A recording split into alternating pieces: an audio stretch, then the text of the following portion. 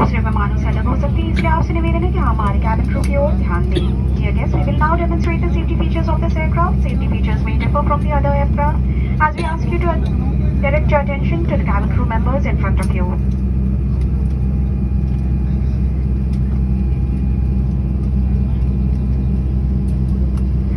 ये आपकी seat belt है। सीट बेल्ट बांधने के लिए मेटल टिप को बगल में डालें, पट्टी खींचकर उसे कस लीजिए। बेल्ट खोलने के लिए स्लॉट को उठाएं।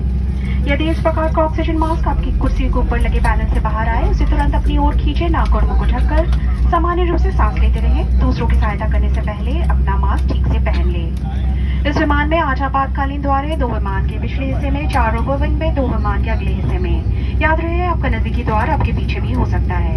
विमान में धुआं मौजूद होने पर फर्श पर लगी फ्लोरेसेंट मार्क आपको निकटतम द्वार तक पहुंचने में मदद करेंगी। सुरक्षा निर्देश पत्र आपकी सीट पॉकेट में रखा है, कृपया ध्यान से पढ़ें। This is your seatbelt. To fasten, insert the metal tip into the buckle. To tighten, by pulling the strap. To open, lift this flap. Should an oxygen mask like this automatically drop down from the compartment above you, immediately pull the mask firmly towards you. Place the mask over your nose and mouth and breathe normally. Don your own mask first before assisting others. There are 8 emergency exits on this aircraft, 2 main doors in the rear of the aircraft, 4 in the overwing exit and 2 main doors in the forward of the aircraft.